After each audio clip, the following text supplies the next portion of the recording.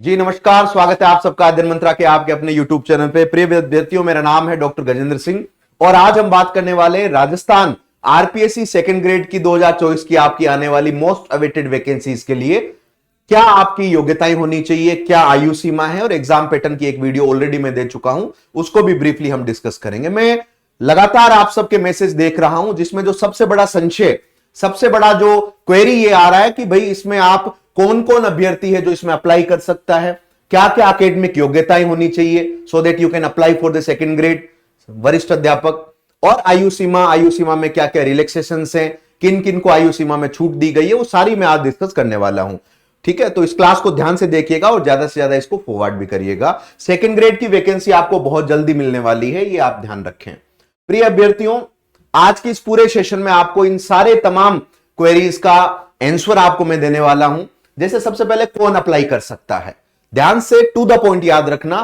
भारत का नागरिक कोई भी, चाहे राजस्थान का हो या राजस्थान के बाहर के राज्यों का हो, आप सेकंड ग्रेड आरपीएससी के द्वारा आयोजित वरिष्ठ अध्यापक के संबंधित विषयों में, जिनकी विषयों की मैं बात करने वाला हूं, उनमें आप अप्लाई कर सकते हैं।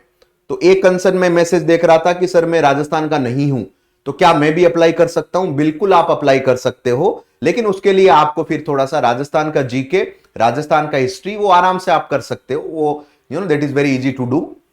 क्या सीटेट आवश्यक है? नो, इसके लिए आपको सीटेट की कोई आवश्यकता नहीं होगी, तो बिल्कुल निश्चिंत रहिए। क्या बीएड आवश्यक है? यस, बीएड या इसके समकक्ष कोई डिग्री डिप्लोमा एजुकेशन में होना चाहिए। इसका भी मैं अभी डिटेल में बात करूंगा बीएड को लेकर। जैसे आप बीएड का फाइनल ईयर में हो, ठीक है, या अभी आपकी बीएड पूरी नहीं हुई है, तो वो भी मैं क्लोज यहां पर लिया है, उसको भी पूरी क्लास को पूरा सुनिएगा, आपको जवाब मिलेगा। शैक्षणिक योग्यताएं क्या क्या होनी चाहिए, डिटेल में भी मैं आपको बताऊंगा। आयु सीमा के बारे में डिटेल में बताऊंगा। क्या राजस्थान के बाहर के कैंडिडेट भी अप्लाई कर सकते हैं? बिल्कुल कर सकते हैं, कोई आपको नहीं रोकेगा। बस इसमें दिक्कत यह है, या इसमें आपको यह ध्यान रखना है कि राजस्थान के बाहर के अगर आप कैंडिडेट हैं, अन्य राज्य के हैं, तो आपको ओबीसी, एससी, एसटी और जो भी रिजर्व कैटेगरीज हैं उनका फायदा आपको नहीं मिलेगा। रिजर्व कैटेगरीज का फायदा सिर्फ राजस्थान के मूल निवासी जो हैं, जो राजस्थान के बोनाफाइड है, सिर्फ उनको प्राप्त होगा, ध्यान रखना। तो आप क्या दिक्कत है, आप जनरल कैटेगरीज में भी बहुत, यूआर अनरिजर्व कैटेगरी में आप अप्लाई कर दीजिएगा, बहुत पोस्ट आती है। ठीक है, जिनका बीएड अभी पूरा नहीं हुआ है, क्या वह भी अप्लाई कर सकते हैं? आराम से देखिए इसे, जिनका बीएड अभी पूरा नहीं हुआ है, क्या वह भी अप्लाई कर सकते हैं? बिल्कुल बिल्कुल अप्लाई कर सकते हैं, लेकिन यहां पर कंडीशन क्या है, जब आपका एग्जाम होता है, यानी आरपीएससी जब आपका एग्जामिनेशन कंडक्ट कराएगी, जैसे मान लो आपका एग्जाम दिसंबर में, मान लो 25 दिसंबर 2024 को आपका एग्जाम आयोजित होता है, तो इस एग्जामिनेशन से पहले आपका बीएड संपूर्ण रूप में घोषित डिग्री आपके पास होनी चाहिए। तो एग्जामिनेशन कंडक्ट कराने में कई बार समय लग जाता है, तो आप बिल्कुल फॉर्म को जरूर अप्लाई करिएगा। हो सकता है अगर आपका बीएड पूरा नहीं हुआ है, तो जब तक एग्जाम कंडक्ट होगा, हो सकता है आपका बीएड पूरा हो जाए, because it takes time in the recruitment processes. तो ये क्वेरी भी आप जरूर रिजोल्व करिएगा भाई। ठीक है, तो अब सबसे पहले जो मैं बात करने वाला हूं, क्या क्या शैक्षणिक योग्यताएं होनी चाहिए। ठीक है, एकेडमिक एलिजिबिलिटीज क्या क्या हैं। तो ये सेकंड ग्रेड आपका, जिसको आप वरिष्ठ अध्यापक बोलते हो, सीनियर टीचर बोलते हो माय डियर स्टूडेंट, तो यदि आप हिंदी विषय के साथ अपीयर होंगे, या इंग्लिश है आपका सब्जेक्ट, या मैथ्स है, या संस्कृत है, या उर्दू है, या पंजाबी है, तो इनके लिए जो एजुकेशनल क्वालिफिकेशंस हैं वो क्या है, ध्यान से सुनिएगा। आप उस संबंधित विषय में स्नातक होने चाहिए, ग्रेजुएट होने चाहिए, या ग्रेजुएशन के इक्विवेलेंट एग्जामिनेशन। इक्विवेलेंट तो क्या है, ज्यादातर ग्रेजुएट ही है हम लोग, है ना भाई। उसके अलावा ध्यान रखना, सबसे इंपॉर्टेंट जो कंडीशन क्या है, जो भी आपका कंसर्न सब्जेक्ट है, जैसे मान लो हिंदी है या इंग्लिश है, तो वो सब्जेक्ट आपका ग्रेजुएशन में ऑप्शनल सब्जेक्ट रहना चाहिए। जिस पेपर में आप अप्लाई कर रहे हो उसका आपका ऑप्शनल पेपर होना चाहिए। कब? जब आपने ग्रेजुएशन किया था, तो क्या वो आपका ऑप्शनल सब्जेक्ट था? ये अनिवार्य योग्यता जरूर ध्यान रखना।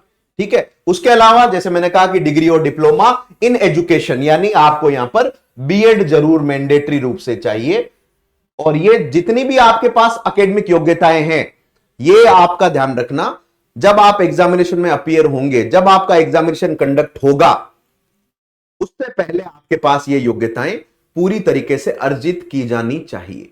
क्लियर है ये वाली बात? तो ये सारे subject Hindi, English, math, Sanskrit, Urdu, Punjabi, इनके लिए सीधा याद रखना क्या योग्यता, ग्रेजुएशन होना चाहिए। और जो भी आपका सब्जेक्ट है उसमें आपका ग्रेजुएशन में वो सब्जेक्ट ऑप्शनल रहा होना चाहिए। उसके अलावा आप में से साइंस के जो अभ्यर्थी वो वेट कर रहे होंगे कि सर हमारे लिए क्या योग्यताएं होनी चाहिए। बिल्कुल आपके लिए भी वो ये बेटा, साइंस के विषय के लिए, विज्ञान के विषय के लिए वरिष्ठ अध्यापक second grade, you should be graduate in your concern subject with at least 2 of the following subject. ये जरूर याद रखना कि ये साइंस के विषय के लिए जो वरिष्ठ अध्यापक में बैठने वाले हैं उनके लिए एकेडमिक क्वालिफिकेशन में ये बहुत मैंडेटरी क्लोज है। वो क्या है कि भाई ये जो जितने सब्जेक्ट हैं जैसे physics, chemistry, zoology, botany, microbiology, biotechnic और बायोकेमिस्ट्री, इनमें से कम 2 सब्जेक्ट, कितने, मिनिमम 2 सब्जेक्ट जो हैं वो आपके ग्रेजुएशन में आपके ऑप्शनल रहे होंगे। ठीक है, ये ध्यान रखना। तो ये थोड़ा सा कॉम्बिनेशन जो आप बनाते हो ना, तो इसमें इस चीज का थोड़ा ध्यान रखिएगा। ग्रेजुएशन तो आपका है, यानी आप बीएससी हैं, लेकिन उसमें इनमें से 2 सब्जेक्ट आपने अपने बीएससी के दौरान पढ़े हुए होने चाहिए। उसके अलावा बीएड या और कोई डिग्री आपकी एजुकेशन में, तो बीएड ही हम लोग ज्यादातर करते हैं। तो सीधा याद रखना graduation plus BEd with this particular condition. उसके अलावा अब बारी आती है भाई हमारे सबसे प्रिय एसएसटी के विद्यार्थियों के लिए, सामाजिक विज्ञान के अभ्यर्थियों के लिए, सोशल साइंस के लिए, सोशल स्टडीज के लिए। आपकी एजुकेशनल क्वालिफिकेशन पहला तो ग्रेजुएट, ठीक है, ये ध्यान रखना, और बीएड है ही। इसके अलावा ग्रेजुएशन में ये जो सब्जेक्ट बता रखे हैं इनमें से 2 सब्जेक्ट आपके पास पढ़े हुए होने चाहिए। ग्रेजुएशन में ये 2 सब्जेक्ट ध्यान रखना आपके, at least you should have at least 2 subject of the following as a optional subject. जब आपने ग्रेजुएशन किया था तो आपके वैकल्पिक विषयों में से कम 2 विषय इनमें से होने चाहिए। दोबारा सुनना, आपने जब ग्रेजुएशन किया था तो ग्रेजुएशन की मार्कशीट उठा लेना, वैसे तो याद ही होगा क्या वैकल्पिक था, अगर भूल गए हो तो चेक कर लेना मार्कशीट पे। 2 वैकल्पिक विषय इनमें से होने चाहिए। कौन कौन में से? या तो history, geography, economics, political science, sociology, लोक प्रशासन और फिलोसॉफी, ये ध्यान रखना। तो ये कंडीशन यहां पर बहुत इंपॉर्टेंट है। इनमें से 2 सब्जेक्ट आपके ग्रेजुएशन में आपके वैकल्पिक विषय के रूप में मैंडेटरी रूप से अनिवार्यतः होने चाहिए, तभी आपके लिए, आप इसके लिए पात्र माने जाएंगे। और उसके अलावा डिग्री इन एजुकेशन और डिप्लोमा, कि भाई आप बीएड आपका इसमें कंपलसरी है। ठीक है, तो ये आपका हुआ पूरा एजुकेशनल क्वालिफिकेशन। उम्मीद है इससे आपको एक क्लैरिटी हो गई होगी। इसके बाद आयु सीमा की बात करें, ये पूरा बेटा मैं जो आपको बता रहा हूं ये सबसे ऑथेंटिक 2022 में जो सेकंड ग्रेड की वैकेंसी आई थी आरपीएससी के द्वारा, आरपीएससी की वेबसाइट का डेटा है ये। तो उसमें जो एजुकेशनल क्वालिफिकेशन और जो एज क्राइटेरिया दिया गया था उसी के आधार पर मैं आपको इसमें कंक्लूड कर रहा हूं। तो इसमें किसी तरह का कोई बदलाव नहीं होना है, आपकी योग्यताएं यही रहेगी। सेकेंड ग्रेड के लिए मिनिमम आयु 18 वर्ष, ठीक है, एक निश्चित जब भी आपका एग्जामिनेशन होगा उसके आधार पर यह तय की जाएगी। और मैक्सिमम आयु जो है वो 40 वर्ष, यानी अच्छा खासा भाई 40 साल तक आप इस एग्जाम में अपीयर हो सकते हैं। इसके अलावा भी अगर आप आउट ऑफ, यानी आप एनआरआई हो, नॉन राजस्थानी इंडियन हो, या जिसको मैं बोलता हूं राजस्थान के बाहर के राज्य के यदि आप हैं, ना, अदर स्टेट के जो कैंडिडेट्स हैं उनको याद रखना अधिकतम आयु 40 ही है। लेकिन जो राजस्थान के मूल निवासी हैं, चाहे वो एससी के हों, एसटी के हों, ओबीसी के हों या ईडब्ल्यूएस के हों, जितनी भी आपकी रिजर्व कैटेगरीज हैं, इनमें आपको मेल और फीमेल दोनों को याद रखना। मेल और फीमेल दोनों कैंडिडेट को आपको इसमें आयु सीमा में छूट दी जाएगी। रिजर्व कैटेगरी के लिए, अनरिजर्व कैटेगरी के लिए, जनरल कैटेगरी के लिए तो आयु सीमा रहेगी 18 से 40, है ना, ये ध्यान रखना। लेकिन अगर आप राजस्थान के मूल निवासी हो तो आपके लिए भाई थोड़ी सी छूट है। छूट किन किन को मिलेगी? देखो, एक तो जो मेल कैंडिडेट है, जो पुरुष अभ्यर्थी हैं, चाहे ओबीसी के हों, चाहे एससी के हों, चाहे एसटी के हों, चाहे ओबीसी के हों, चाहे ईडब्ल्यूएस के हों, आपको 5 वर्ष की आयु सीमा की छूट रहेगी। यानी 40 तो है अनरिजर्व कैटेगरी के लिए। तो ये जो कैंडिडेट है ओबीसी, एससी, एसटी, ईडब्ल्यूएस के जो पुरुष अभ्यर्थी हैं, ये 45 साल तक इसमें अप्लाई कर सकते हैं। यही हुआ इसका मतलब, ठीक है। लेकिन जो विमेन कैंडिडेट है, जो महिला अभ्यर्थी हैं, कौन सी कैटेगरी की? एससी, एसटी, ओबीसी और याद रखना ईडब्ल्यूएस, उनको 10 साल की अतिरिक्त छूट है, 10 इयर्स का एज रिलैक्सेशन है, यानी आप 50 वर्ष तक इसमें अप्लाई कर सकते हैं। 40 तो है ही, तो 10 ईयर और जोड़ दो। ये सिर्फ राजस्थान के मूल निवासियों के लिए है भैया। उसके अलावा तीसरा क्लोज भी सुनना, women candidate belonging to general category, कि जनरल कैटेगरी के सिर्फ महिला अभ्यर्थियों को, जनरल कैटेगरी की, अनरिजर्व कैटेगरी की सिर्फ महिला अभ्यर्थियों को यहां पर 5 साल की आयु सीमा में छूट दी जाएगी। तो यह आपका एज रिलैक्सेशंस भी है।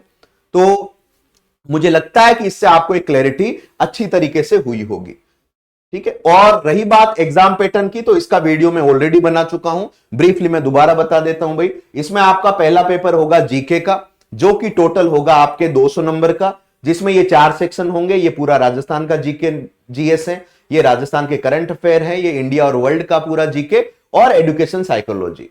ये रेस्पेक्टिव मार्क्स रहेंगे यहां पर 80, करंट अफेयर के 20, जीके का 60 और एजुकेशन साइकोलॉजी का 40। 2 घंटे का ये फर्स्ट पेपर होगा और इसमें नेगेटिव मार्किंग होगी, 1/3 मार्क काट लिया जाएगा यदि गलत जवाब दिया, ठीक है जी। सेकेंड पेपर इन तमाम विषयों में जिसकी क्वालिफिकेशंस की अभी हमने बात करी, आपका जो भी कंसर्न पेपर हो, आपके सब्जेक्ट का पेपर होगा सेकेंड, जो कि टोटल नंबर कितना होगा? 300 का होगा। इसमें आपको 2.5 घंटे का समय दिया जाएगा, इसमें भी नेगेटिव मार्किंग है। ये पूरा सब्जेक्ट का है। जैसे मान लो आप एसएसटी के लिए अप्लाई कर रहे हो या विज्ञान के विषय के लिए अप्लाई कर रहे हो, आपकी एलिजिबिलिटी उसमें है, तो इसमें आपको 180 मार्क्स तो बच्चे मिल जाएंगे आपके सब्जेक्ट के 10वीं और 12वीं के लेवल की सवालों पर। उसमें आपको 80 मार्क्स के सवाल आएंगे, यानी 40। हर एक सवाल, हर एक प्रश्न 2 नंबर का होता है, ध्यान रखना। तो आपका जो भी कंसर्न पेपर है उसमें ग्रेजुएशन लेवल, ग्रेजुएशन स्टैंडर्ड के आपके क्वेश्चन, ये ध्यान रखना, वो आपको मिल जाएंगे 40 क्वेश्चन, कंसिस्ट ऑफ 80 मार्क्स। उसके अलावा बेटा आपका जो भी सब्जेक्ट है उसमें टीएम जो है, उसकी जो टीचिंग मेथोडोलॉजी है, उसके 20 क्वेश्चन जो कि बनाते हैं 40 नंबर, तो कुल हो गए 300। तो ये आपको 2.5 घंटे में। क्या इसमें नेगेटिव मार्किंग है? बिल्कुल इसमें भी नेगेटिव मार्किंग है। तो ये पूरा मैंने आज डिस्कस किया। अब जो सबसे इंपॉर्टेंट बात दोबारा इसमें आपके आते हैं, ध्यान रखिएगा, जो सबसे बड़ी क्वेरी है उसको आप अब है ना दिमाग में क्लियर रखिएगा। क्या सीटेट आवश्यक है? नहीं, सीटेट बिल्कुल इसके लिए आवश्यक नहीं है। क्या बीएड आवश्यक है? A big yes, you need to have the BEd. और अगर बीएड अभी पूरा नहीं हुआ है तो भी अप्लाई कर दीजिएगा, क्योंकि जब आप एग्जामिनेशन देने जाओगे उससे पहले आपकी डिग्री आनी चाहिए, ठीक है, ध्यान रखना। योग्यता हमने बात कर ली, आयु सीमा की बात कर ली। क्या राजस्थान के बाहर के कैंडिडेट अप्लाई कर सकते हैं? बिल्कुल कर सकते हैं। यानी अक्रॉस द इंडिया जो भी कैंडिडेट किसी भी राज्य का हो वो आरपीएससी सेकंड ग्रेड के लिए पात्र है, बट उसको रिजर्व कैटेगरीज का कोई फायदा नहीं मिलेगा, तो आप अनरिजर्व में अप्लाई कर दीजिएगा, ठीक है जी। उसके अलावा क्या जिनका बीएड अभी पूरा नहीं हुआ है, क्या वह भी अप्लाई कर सकते हैं? ध्यान रखना। इसमें जो क्लोज है, क्या बोलती है आरपीएससी कि भाई आपकी ये जो योग्यताएं हैं, जैसे बीएड है, तो जब आपका परीक्षा आयोजित होगी उस परीक्षा के आयोजन से पहले आपके पास वो डिग्री होनी चाहिए, जैसे बीएड। अब मान लो आज आपने फॉर्म अप्लाई किया, एक काल्पनिक कंडीशन में देखो, और अभी आपका सेकेंड ईयर चल रहा है बीएड का। अब मान लो ये पेपर होता है मार्च 2025 में या जून 2025 में, तब तक आपका बीएड का जो सर्टिफिकेट फाइनल भी आ जाएगा, तो आप उसके लिए पात्र हो जाएंगे, है ना। तो एग्जामिनेशन जब कंडक्ट होगा उससे पहले तक आपके पास ये योग्यताएं पूर्ण होनी चाहिए। तो ये क्लैरिटी पूरी रखिएगा। Thank you so much. और हमें अध्ययन मंत्रा से जुड़े रहिएगा, क्योंकि Adhyayan Mantra is the best platform for all the teaching examination across India. चाहे सुपर टेट का जो बैच है हमारा अवेलेबल है अध्ययन मंत्रा कनेक्टेड ऐप पर, बीपीएससी 4.0 का बैच अवेलेबल है अध्ययन मंत्रा कनेक्टेड ऐप पर, ये ध्यान रखना। ये हमारा इंक्वायरी नंबर है 9556955557, और गूगल प्ले स्टोर पे जाके आप हमारा एप्लीकेशन अध्ययन मंत्रा कनेक्टेड ऐप इंस्टॉल कर सकते हैं। उसके अलावा DSSB जो कि आपका बहुत मैस्मराइजिंग एग्जामिनेशन होता है, Adhyayan Mantra is the best for DSSB। इसके लिए अध्ययन मंत्रा कनेक्टेड ऐप पर आपको क्लासेस मिल जाएंगी। और सीटेट जो कि आपका टेट एग्जामिनेशन का सिरमौर सीटेट, उसके लिए लगातार ऑनलाइन बैचेज अध्ययन मंत्रा देता आया है, वो भी आपको अध्ययन मंत्रा कनेक्टेड ऐप पर मिल जाएंगे। तो थैंक यू सो मच। इस क्लास को लाइक करिएगा, शेयर करिएगा। मेरा नाम है डॉक्टर गजेंद्र सिंह, और आरपीएससी के एग्जामिनेशन के अपडेट देता रहूंगा लगातार, बने रहिएगा। Thank you so much.